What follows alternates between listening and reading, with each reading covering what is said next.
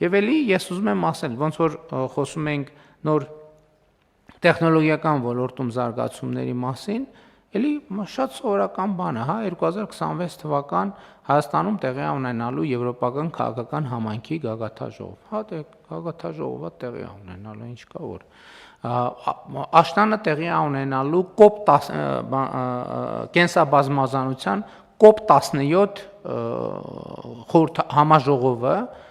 հա դե COP17, հա, լավ, օքեյ, տեղի ունենալու, բայց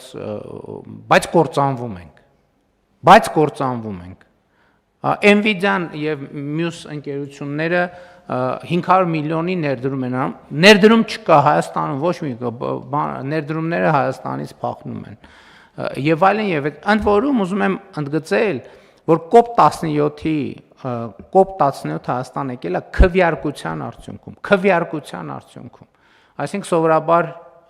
սովորաբար երկրները պայմանավորվում են, բայց այս դեպքում այնպես է ստացել, որ պայմանավորվածության չի հաջողվել հասնել եւ Հայաստանի տեխնացությունը մի քանի այլ տեխնացությունների հետ դրվել է քվեարկության եւ Հայաստանի Հանրապետությունը այդ քվեարկության արդյունքներով հաղթել է։ Իհարկե եվրոպական քաղաքական համայնքի գագաթաժողովի դեպքում մի փոքր այլ էր իրավիճակը այնպիսին էր, որ էլի երկրներ կային տեխնացուներ, բայց այդ երկրներն էլ իրենց հերթին պաշտպանեցին Հայաստանի տեխնացությունը եւ ես ուզում եմ նաեւ նրանց շնորհակալություն հայտնել այդ վերաբերմունքի համար